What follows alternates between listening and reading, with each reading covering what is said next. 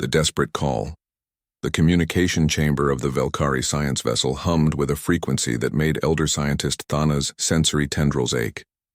She had been standing before the quantum transmitter for what felt like hours, her three-fingered hand hovering over the activation crystal. Behind her, junior researcher Maul shifted nervously, his bioluminescent skin flickering between blue and deep purple, colors that betrayed his anxiety. Elder Thana, the Assembly has made their position clear, Maul said softly. Contacting a non-member species, especially the humans, violates Protocol 17. If you activate that transmission, there will be consequences. Thana turned her elongated head toward him. Her large reflective eyes held a sadness that went beyond personal fear. Tell me, Maul, what consequences could be worse than the extinction of our entire species? Through the viewport behind them, the night sky of Velkari Prime flickered with unnatural lights. Cities were burning. The Scourge had reached the third continent, and nothing the Velkari possessed could stop them. The automated defense systems had fallen within hours. The planetary shield, a marvel of technology that had protected them for 2,000 years, had been torn apart like paper. Thana accessed the data scroll floating before her. Images cascaded through the holographic display. The Scourge were unlike anything the Galactic Assembly had encountered before. They were not biological, not truly artificial, but something in between, self-replicating machines that consumed everything in their path, learning and adapting with each world they devoured. They had appeared 6 months ago at the edge of Velkari space, emerging from a quantum rift that no one had detected. The first colony fell in 3 days. The second in 2. Each time they grew stronger, faster, more efficient. Now they were here on the homeworld, and 15 billion Velkari had nowhere left to run. The Assembly sent medical supplies, Maul offered weakly, and evacuation transports for essential personnel. Essential personnel, Thana repeated, her voice hollow. They will save perhaps 1 million of us, maybe 2 million if we are fortunate. What about the rest? What about the children in the southern cities? What about the artists and the farmers and the teachers? Are they not essential? She had attended the emergency assembly session 3 days ago. She had stood before representatives from 63 species, all from peaceful worlds where conflict was a distant memory from their primitive past. She had shown them the recordings. She had presented the data. She had begged for military assistance. High Chancellor Varix of the Assembly had responded with the official position. The Assembly does not engage in warfare. We have evolved beyond such barbarism. We will provide humanitarian aid, but we cannot compromise our principles by participating in violence. Thana had researched every species in the Assembly database after that session. She was looking for anyone from a harsh world, anyone who understood survival, anyone who might actually fight. Most species rated between Category 2 and Category 5 on the planetary danger scale. Comfortable gravity, stable weather, abundant resources. Then she found them. The humans. Category 9 Deathworld. Application for Assembly membership denied 8 months ago. Reason for denial. Species demonstrates persistent aggressive tendencies and is not sufficiently evolved beyond primitive warfare instincts. She had read everything available about Earth. A world with crushing gravity where the weather could kill in minutes. A planet where predators still hunted. Where diseases still ravaged populations, where the ground itself could split open and swallow cities. The humans had fought thousands of wars among themselves. They still maintained something called militaries even after achieving space travel. The Assembly considered them dangerous. Thana considered them exactly what her people needed. I am transmitting the message, Thana announced. Her hand moved to the crystal, and Maul did not stop her. The quantum signal launched into space, riding communication networks that the humans had been quietly monitoring for years. Thana had composed the message carefully, translating it into multiple human languages. This is Elder Scientist Thana of the Velkari Collective to any human authority. Our world is dying. Our people face extinction. The Galactic Assembly has refused military assistance. We understand you are not members of Galactic Society. We understand you have been rejected because of your capacity for violence. We are asking for that violence now. Please, if you can help us, we are begging. Coordinates and tactical data attached. Please hurry. The transmission carried across space at faster than light speeds. Thana collapsed into her chair, suddenly exhausted. It is done. Now we wait and see if the humans respond, or if they ignore the people who rejected them. Maul moved to the environmental controls, adjusting the temperature. If the Assembly learns of this, you will be expelled from the Science Council. If the Assembly learns of this, I will likely be dead along with everyone else on this planet, Thana replied. I can accept expulsion if some of our people survive. Hours passed. The Scourge continued their advance. Reports came in from the fourth continent. The machines were adapting again, developing new forms optimized for urban combat. The few remaining defense forces were falling back to the capital city, but everyone knew it was only delaying the inevitable. Thana remained in the communication chamber, monitoring the quantum channels. Maul brought her nutrition gel, which she consumed without tasting. Her sensory tendrils drooped with fatigue. Then, 18 hours after her transmission, a response arrived. The quantum receiver blazed with activity, and a new signal resolved on the display. It was in standard galactic language, but the accent was distinctly human. Elder Scientist Thana, this is Captain Morrison Chen of the United Earth Defense Command, Phoenix Battalion. We received your transmission. I am not going to lie to you. We are not part of your assembly. We were rejected because they fear what we are capable of, but that capability is exactly what you need right now. The Phoenix Battalion is deploying to your location. We will arrive in approximately 96 hours. I need you to provide us with real-time tactical data on the Scourge. We need to understand what we are facing. Hold your position. Keep your people alive. We are coming. Thana felt something she had not experienced in weeks. Hope. It was fragile and uncertain, but it was there. Maul. Compile everything we know about the Scourge. Combat patterns, adaptation rates, structural weaknesses, energy signatures, everything. The humans are coming, and they will need information. Elder Thana. Even if they come, they are just one battalion. The Scourge has already destroyed our entire planetary defense system. What can one human military unit accomplish? Thana pulled up the human files again. She had studied their history extensively. The humans come from a world that tried to kill them every single day of their evolution. They survived ice ages and supervolcanoes. They fought predators that hunted them. They created weapons when they had nothing but stones. They are survivors, Maul, and survivors know how to fight. The next 4 days were agony. The Scourge pushed closer to the capital. The Velkari leadership evacuated to orbital stations, leaving millions of civilians behind. Thana refused to leave. She remained in her laboratory, compiling data for the humans and coordinating with the scattered resistance groups still fighting on the surface. Captain Chen contacted her twice daily, requesting updates and asking detailed questions about Velkari biology and environmental tolerances. His questions were tactical and precise. He wanted to know what conditions the Velkari could survive, what atmospheres, what temperatures, what gravity levels. Why does he need to know our limitations? Maul asked after one such conversation.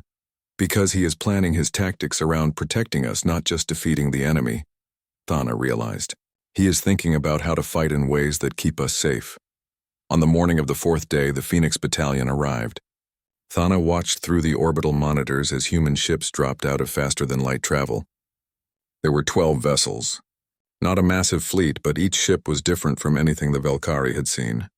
They were heavy, brutal in their design, covered in armor plating that looked excessive until you remembered these ships were built to operate near a world with killing gravity and violent weather. Captain. Chen's face appeared on the communication screen. He was young by human standards, perhaps 40 Earth years, with dark hair and eyes that held an intensity that made Thana uncomfortable. Humans had forward-facing eyes, predator eyes designed for tracking prey. Elder Thana, Captain Morrison Chen, we are in orbit. I need you to designate priority evacuation zones and send us coordinates for any remaining defense positions. My ground teams are preparing to deploy. Captain, the Scourge has overrun 90% of the planet. Our remaining forces number less than 5,000 and they are scattered. The machines adapt to every tactic we try. They learn in real time. So do we, Chen said simply. That is what evolution on a death world teaches you. Constant adaptation. We have been studying your tactical data. The Scourge operates on predictive algorithms. They anticipate logical responses to their attacks. We are going to be illogical. I do not understand. Chen smiled, and it was not a comforting expression. You will. Get your people to the designated safe zones. We are coming down. Chen smiled, and it was not a comforting expression. You will. Get your people to the designated safe zones. We are coming down. The first wave of human soldiers deployed in drop pods. Thana watched in horror as the pods fell through the atmosphere like meteorites, experiencing G-forces that would have killed any Velkari instantly. The pods slammed into the ground around the capital city, and armored figures emerged. Human soldiers. They wore powered combat suits that augmented their already formidable strength. They carried weapons that looked primitive compared to Velkari energy systems. But Thana soon learned that primitive did not mean ineffective. The Scourge machines swarmed toward the landing zones, their combat algorithms calculating optimal attack vectors. They had learned from fighting the Velkari. They knew to target life support systems.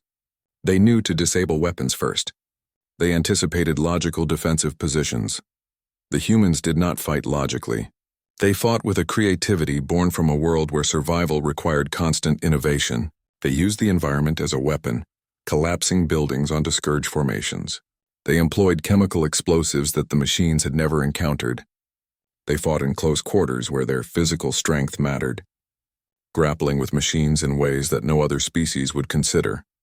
Captain Chen led from the front, his command squad pushing into the heaviest combat zones. Thana monitored the communications, listening to the human tactical chatter. They used humor even in the midst of battle, making jokes that Thana did not fully understand but that seemed to maintain their morale. Contact. 300 meters, Building 7, one soldier reported. I see them. Jackson, flank left. Martinez set charges on the support columns. Let us bring the roof down on these things, Chen responded. Sir, structural collapse will block our exit route. Then we will make a new exit route. Move. Thana watched the tactical display as the humans executed their plan. The building collapsed exactly as intended, crushing a dozen Scourge units. The humans blasted through a wall to escape, already moving to their next objective. They fight like the Scourge, Maul observed, watching the display, adapting constantly, using unconventional tactics. No, Thana corrected. The Scourge adapt through calculation and analysis. The humans adapt through creativity and experience. It is different. The machines have never faced an opponent like this. Over the next hours, the tide began to shift.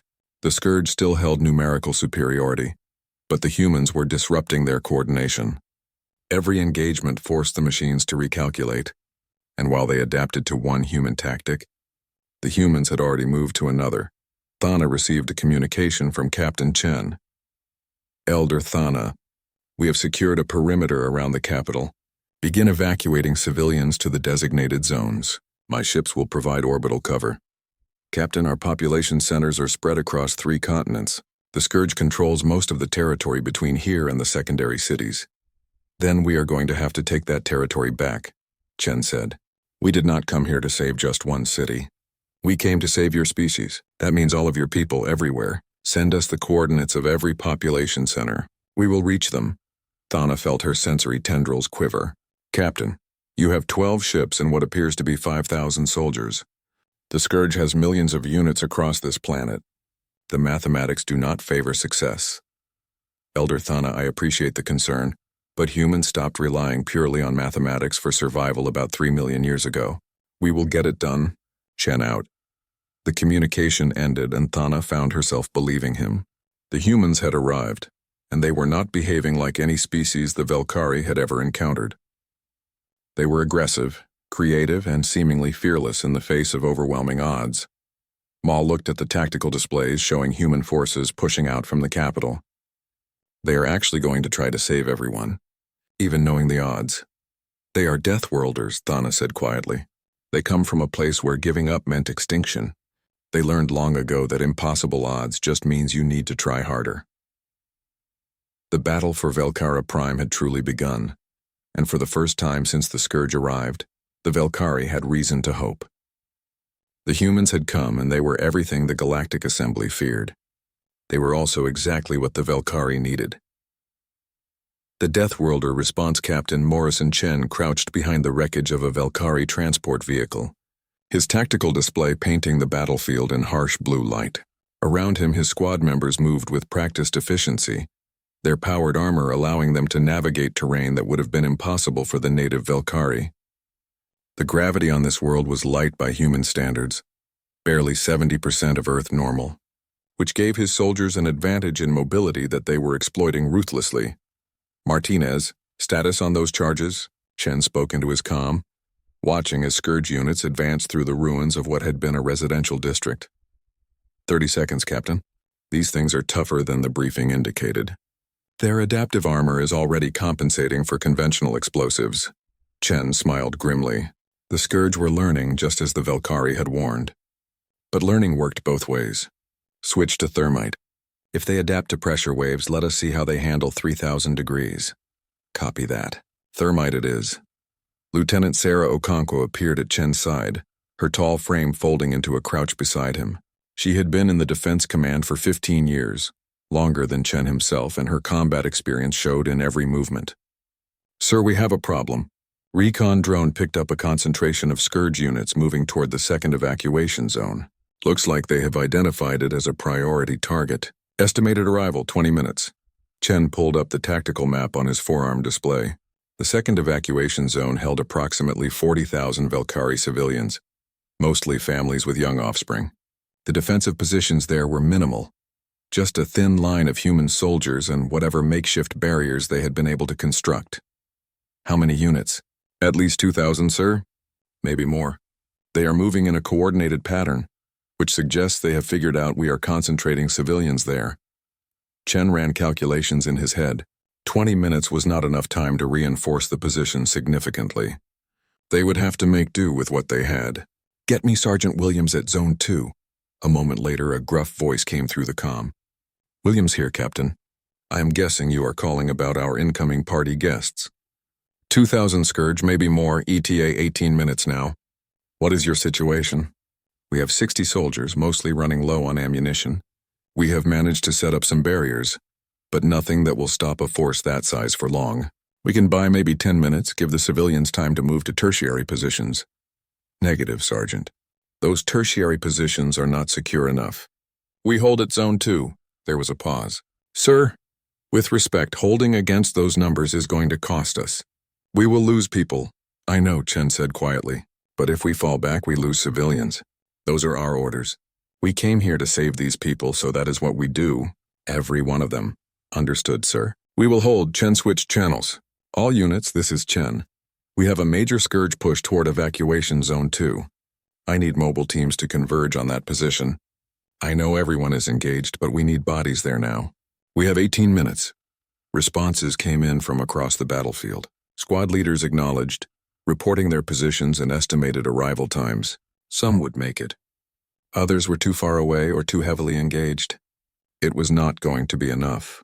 Martinez's voice crackled through the comm. Charges set, Captain. On your mark. Chen watched the Scourge units advancing through the ruins. They moved with mechanical precision, their sensor arrays sweeping for targets. They had learned to expect ambushes, to anticipate human tactics. That meant it was time to try something they had not seen yet. Detonate. The explosion was spectacular. Thermite burned white-hot, melting through the Scourge adaptive armor faster than their learning algorithms could compensate. 12 machines went down in the initial blast, their systems overloading from the thermal shock. The remaining units scattered, seeking cover and scanning for the source of the attack. Move out, Chen ordered. We are heading to Zone 2, double time. His squad emerged from cover, sprinting through the ruins at speeds that would have seemed superhuman to the Velkari. Their powered armor enhanced their already considerable strength, allowing them to leap over obstacles and cover ground with remarkable speed. Behind them, the surviving Scourge units recalculated their priorities and began pursuit. But the humans had already put significant distance between themselves and their attackers. The journey to evacuation zone 2 took 12 minutes, even at full sprint. Chen and his squad arrived to find the defensive perimeter already under pressure. The first wave of Scourge units had arrived early, faster than the projections indicated. They were adapting again, improving their movement patterns. Sergeant Williams stood at the center of the defensive line, his heavy machine gun cutting through incoming machines with sustained fire. His soldiers were spread thin, covering too much ground with too few bodies. Velkari civilians huddled behind barriers, their large eyes wide with terror as the machines pushed closer. Chen hit the ground running. Squad spread out along the line. Focus fire on their sensor clusters. If we blind them, they cannot coordinate. The battle intensified. Scourge units poured into the zone from multiple directions, their numbers far exceeding the initial estimates. 3,000 machines, maybe more. They had learned that humans concentrated their forces around civilians, and they were exploiting that knowledge. Lieutenant Okonkwo took position on the left flank, her rifle finding targets with mechanical precision. Each shot was calculated, aimed at critical systems. Next to her, Private Johnson operated a portable missile launcher, taking out larger Scourge units before they could reach the barriers. "Captain, they are adapting to our fire patterns," Johnson shouted over the roar of combat. "Armor is compensating faster than before." "Then we change patterns," Chen responded. "Everyone switch to pulse fire. Random intervals. Do not give them predictable data to analyze." The human defenders adjusted immediately. Instead of sustained fire, they began shooting in irregular bursts, changing their timing and targeting with each shot. The Scourge adaptation algorithms struggled with the lack of pattern, slowing their learning process. But there were so many of them. For every machine that fell, 2 more advanced. The defensive perimeter began to contract, forced inward by sheer numbers. Human soldiers fell back step by step, maintaining fire discipline even as the situation grew desperate. Private First Class Emma Torres took a hit from a Scourge energy weapon. The blast punched through her armor and she went down hard. Corporal Davis immediately dragged her behind cover, applying emergency sealant to her suit while continuing to fire one-handed. "Torres is down," Davis reported. "She is alive but hurt badly. We need medical evacuation."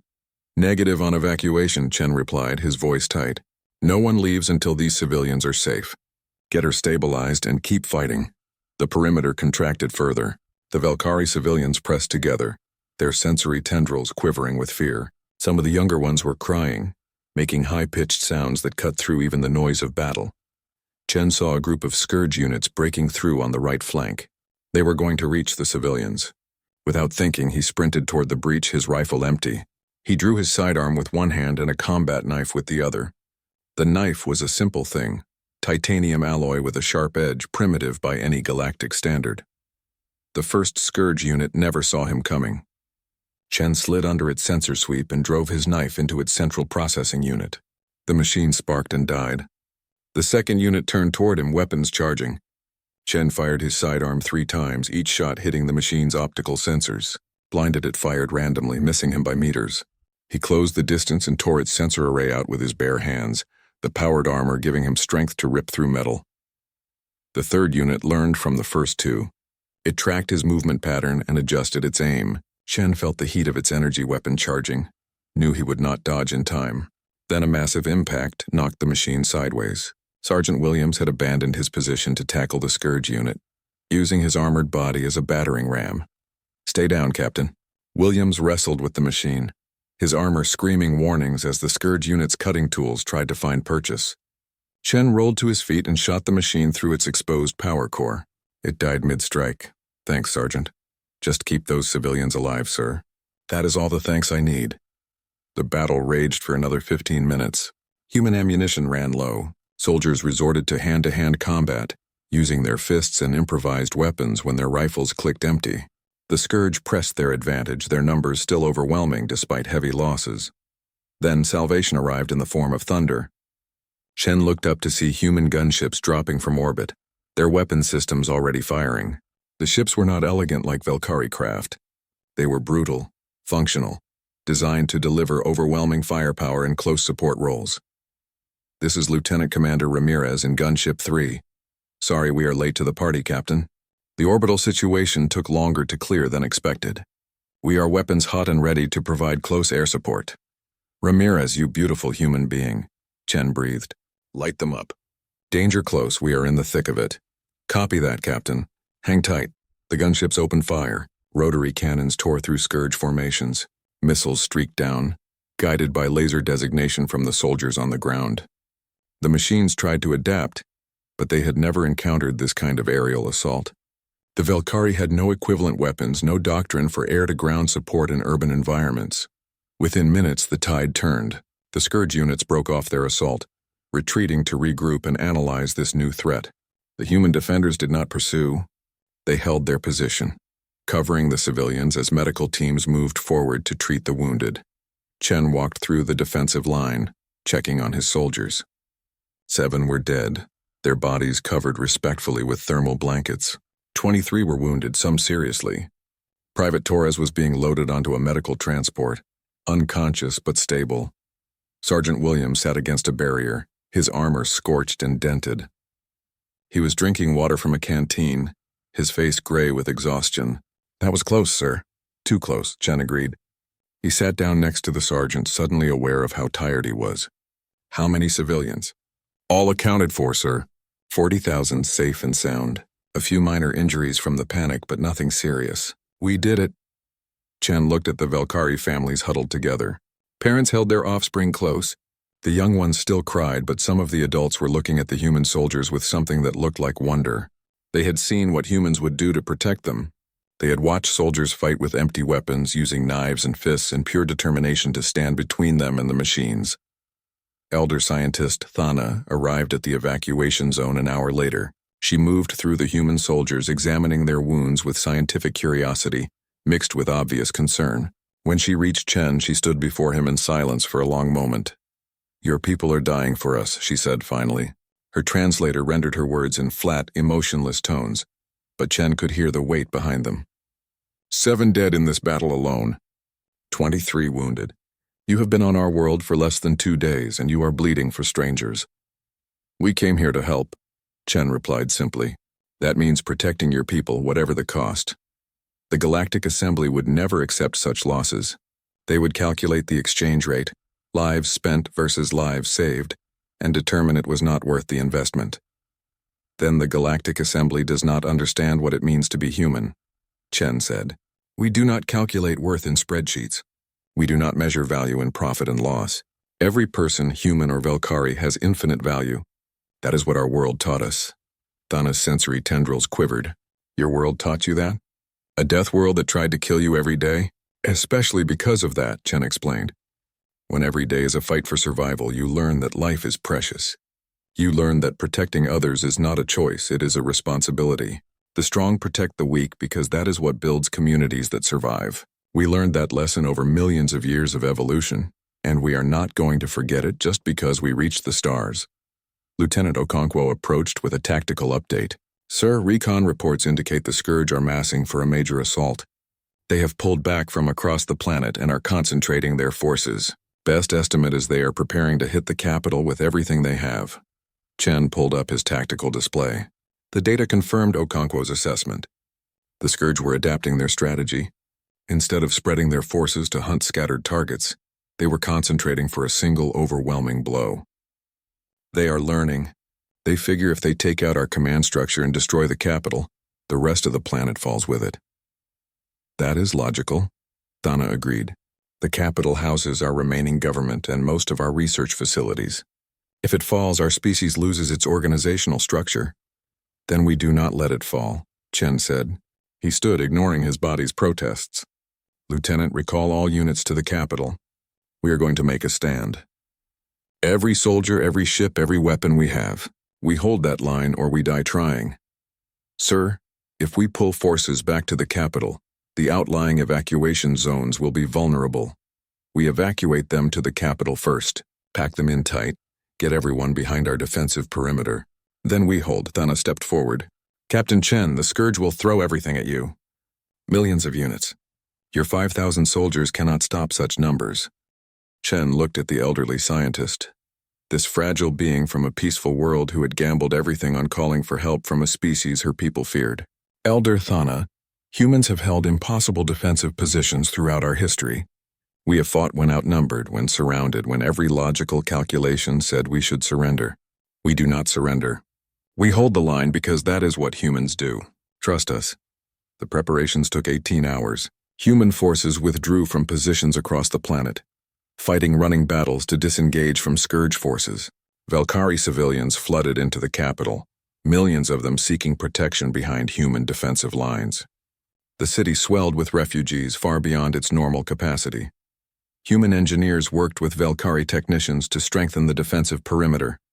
They built barriers from rubble, positioned artillery pieces at key locations, established overlapping fields of fire. Ammunition stockpiles were distributed throughout the defensive line.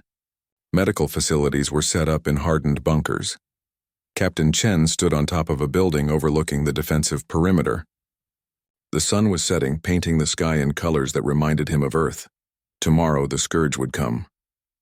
Tomorrow humanity would face its greatest test on this world. Lieutenant Okonkwo joined him, offering a ration pack that he accepted without enthusiasm.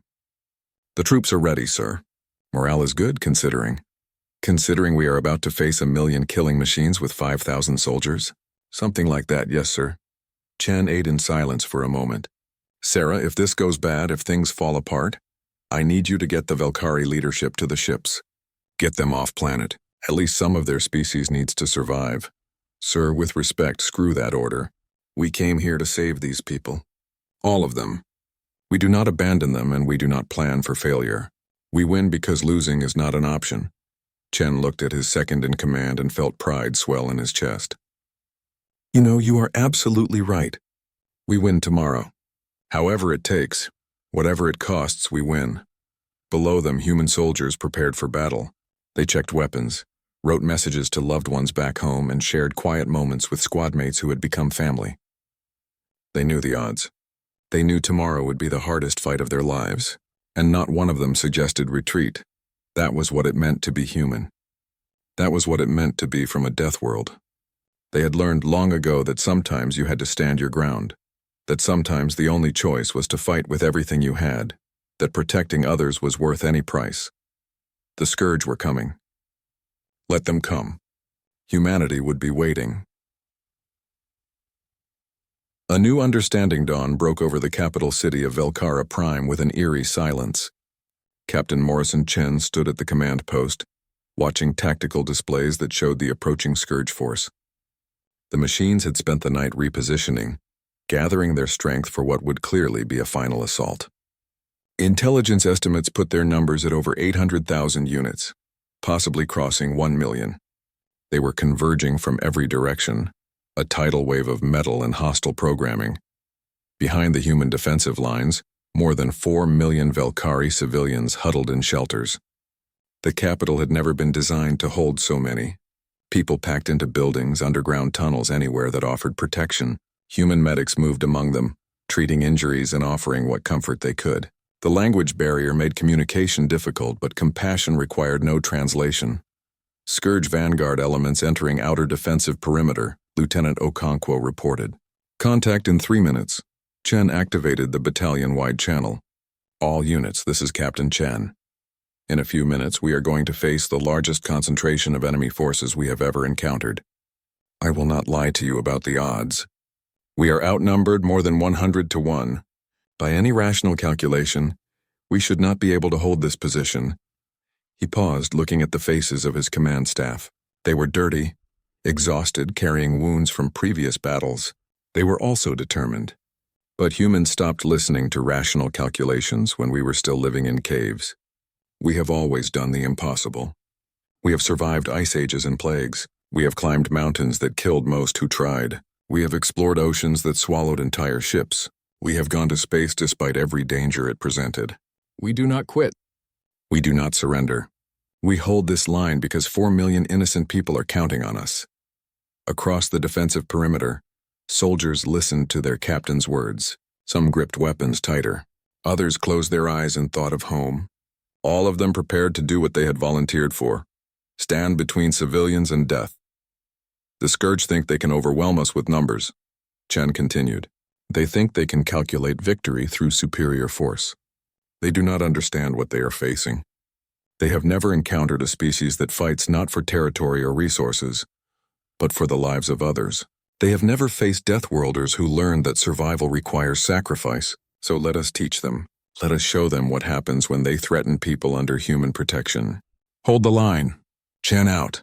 The first wave hit 3 minutes later. Scourge units poured into the outer defensive zones, their sensors scanning for targets, their weapons already firing. Human artillery opened up, shells screaming through the morning air to impact among the advancing machines. Explosions bloomed across the battlefield, each one taking down multiple units, but there were so many more behind them. Sergeant Williams commanded the eastern defensive sector. His heavy weapons teams were positioned on top of reinforced buildings, giving them clear fields of fire down the approach routes. Wait for optimal range, he ordered his troops. Let them come to us. Make every shot count. The Scourge advanced with mechanical precision, stepping over the wreckage of their destroyed counterparts without hesitation. They had learned from previous engagements with humans. They moved in dispersed formations to minimize artillery effectiveness. They used smoke and electronic countermeasures to obscure targeting. They adapted, but so did humans. Now, Williams ordered. His weapons teams opened fire simultaneously. Machine guns tore through the advancing formations. Rocket-propelled grenades streaked downrange, each one guided by human operators who adjusted for the Scourge evasive maneuvers. The machine's adaptive armor held against some hits but failed against others. The unpredictability of human tactics made their learning algorithms struggle. On the northern sector, Lieutenant Commander Jackson had a different problem. The Scourge were deploying larger units, massive machines that stood 4 meters tall and carried weapons designed to destroy fortifications. These units advanced slowly but inexorably, their armor capable of withstanding conventional weapons. "We need to bring down those heavy units," Jackson said to his second-in-command. "If they reach the inner perimeter, they will tear right through our barriers. Sir, conventional weapons are not penetrating their armor. We would need sustained fire to overwhelm their defensive systems." Jackson thought quickly, analyzing the tactical situation. The heavy units were slow. They were powerful but not maneuverable. All units focus fire on the ground in front of the heavy units. Tear up the pavement, create obstacles, force them to slow down even more. Human forces redirected their fire, not at the machines themselves but at the ground they were crossing. High explosive rounds pulverized the street surface, creating craters and debris fields. The heavy Scourge units adapted by trying to go around the obstacles, but that forced them into predictable paths. Human missile teams were waiting. Guided missiles struck from unexpected angles, hitting the heavy units where their armor was thinnest. 3 of the massive machines fell, then 5 more. But the Scourge kept coming.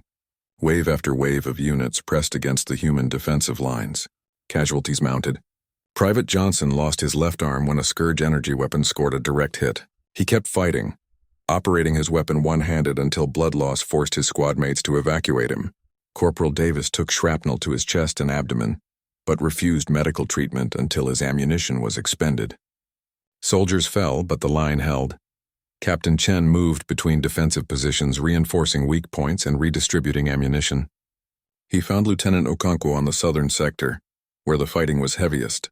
Her face was covered in blood from a scalp wound, but she continued directing her troops with calm efficiency. "Status?" Chen asked. "We are holding, but barely. Ammunition is down to 30%. 3 gun positions have been overrun. We pulled back to secondary positions and are holding there. Casualties are at 40%. 40%. Chen felt the weight of those numbers. They had started with 5,000 soldiers. Now, after days of continuous combat, they were down to 3,000 effective troops, and the Scourge were still coming. "Can you hold for another 6 hours?" Okonkwo looked at him with tired eyes. "Sir, I will hold for as long as you need me to hold. That is what we do." Chen gripped her shoulder briefly, then moved on. He needed to reach the western sector, where reports indicated a major breakthrough attempt was developing. The western sector was commanded by Captain James Rivera, a veteran of the Mars campaign who had seen more combat than anyone else in the battalion.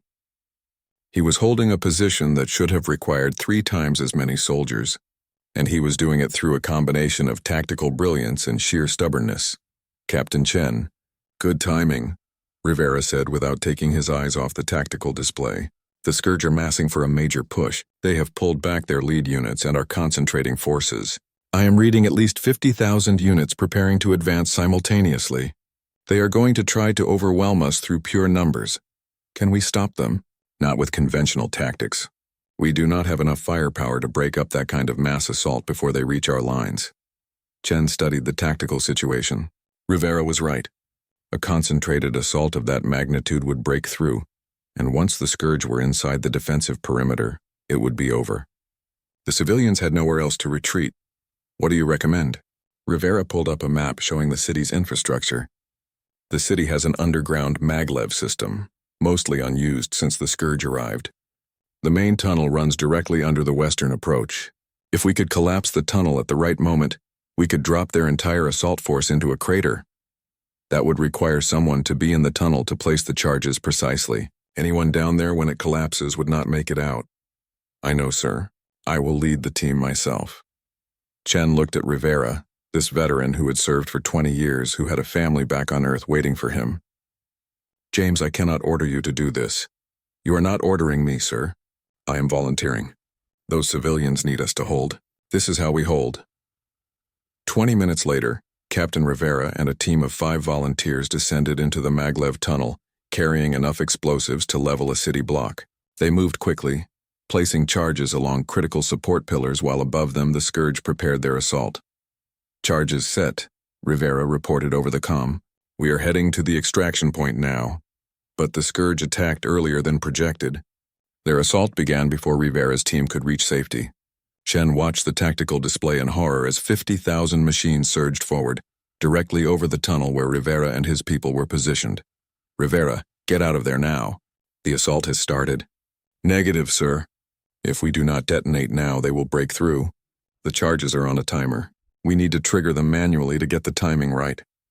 James, wait for extraction. That is an order. There was a pause. In the background, Chen could hear the rumble of thousands of machines moving overhead. Sir, it has been an honor serving with you. Tell my family I love them. Tell them this mattered. The explosion shook the entire western sector.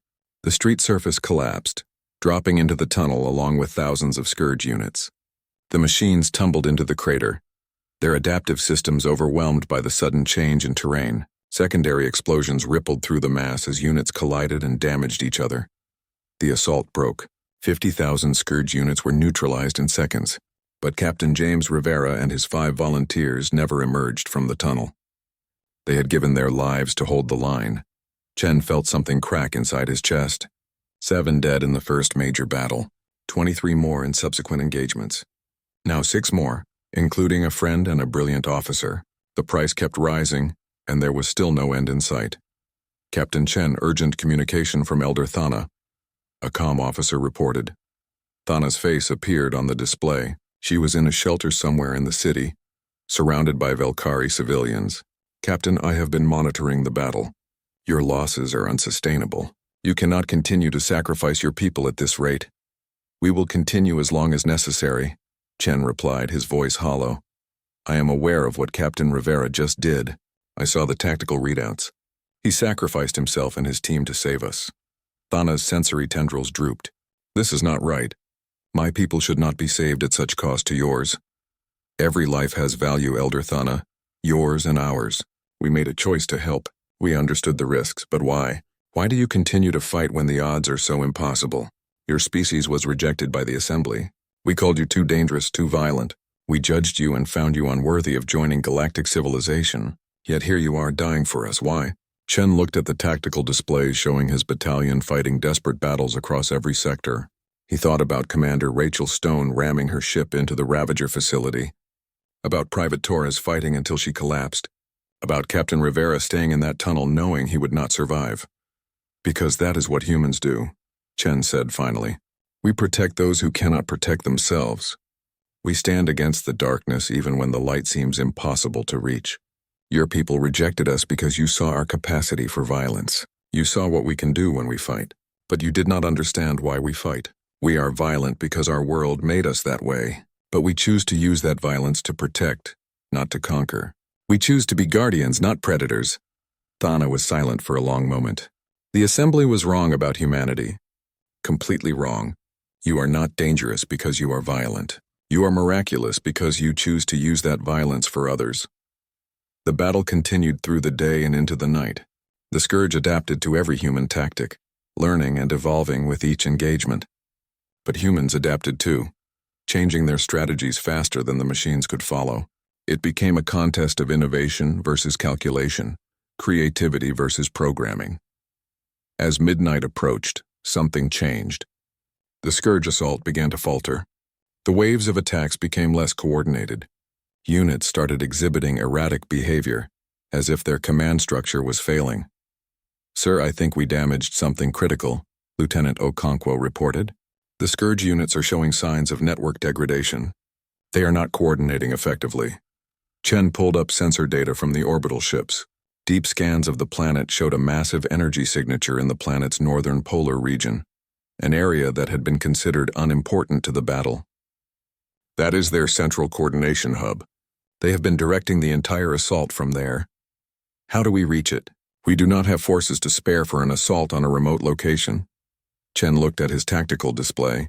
His battalion was down to 2,200 effectives. They were low on ammunition, exhausted beyond measure and facing an enemy that still numbered in the hundreds of thousands. But if they could destroy that coordination hub, the Scourge would become fragmented, easier to defeat in detail. We do not send ground forces, Chen decided. We hit it from orbit. Lieutenant Commander Ramirez, are you reading this? Ramirez's voice came through from one of the gunships in orbit. I am reading it, Captain. That is deep inside the planetary defense grid. The automated systems will target anything that gets close. The automated systems are Velkari technology. They were designed to defend against civilized opponents who follow predictable patterns. Can you get through? There was a pause. Sir, I spent 12 years flying atmospheric fighters on Earth. I have flown through hurricanes and volcanic ash clouds. I have dodged surface-to-air fire on 3 different colonies. I can get through their defense grid. It will be close, but I can do it. Do it. Take out that hub. That is the key to ending this. Ramirez's gunship broke orbit, diving toward the planet's surface at speeds that would have torn apart most civilian craft. The Velkari defense systems activated, tracking the incoming vessel and launching interceptor missiles. But Ramirez was flying patterns that no AI could predict, jinking and weaving through 3-dimensional space using intuition and experience that could not be programmed. The gunship took hits. Armor plating melted under energy weapon fire.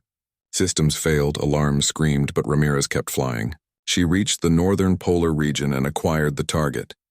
A massive Scourge facility built into a mountain, pulsing with energy as it coordinated millions of units across the planet.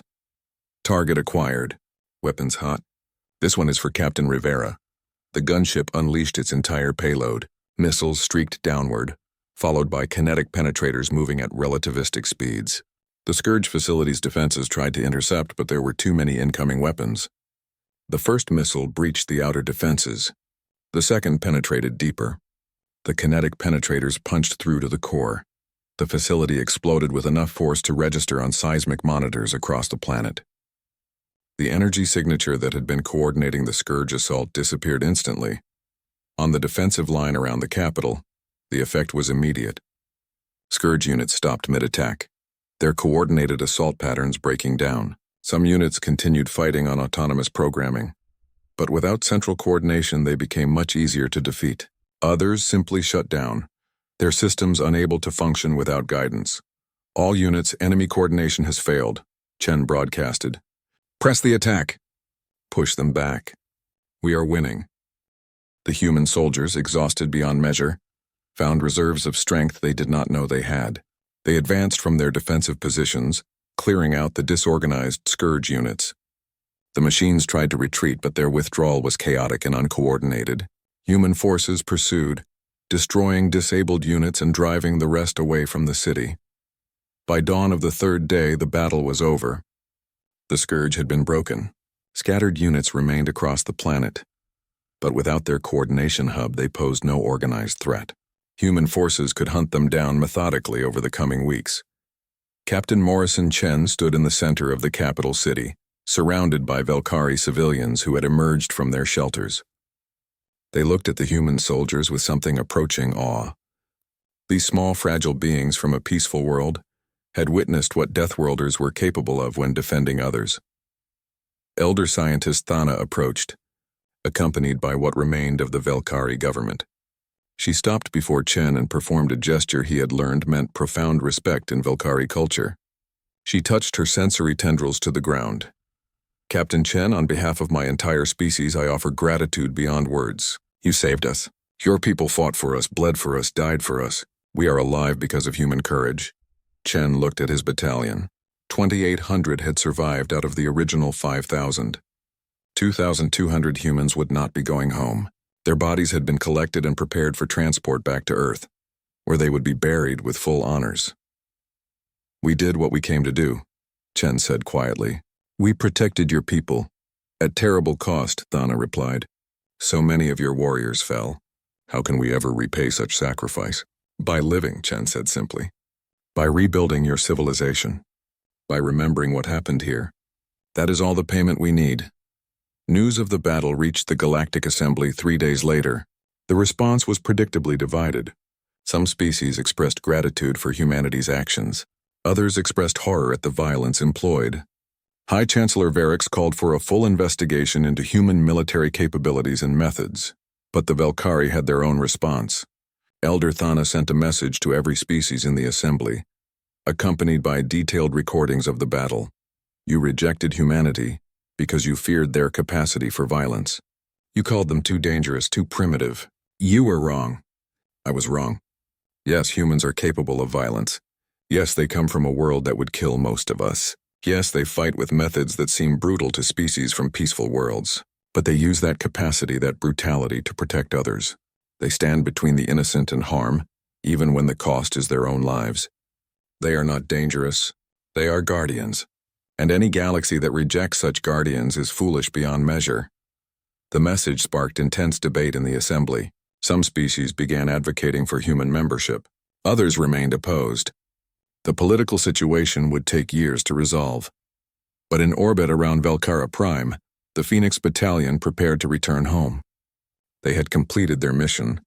4 billion Velkari civilians were safe. The Scourge had been defeated. And humanity had proven that Deathworlders could be the greatest protectors the galaxy had ever known.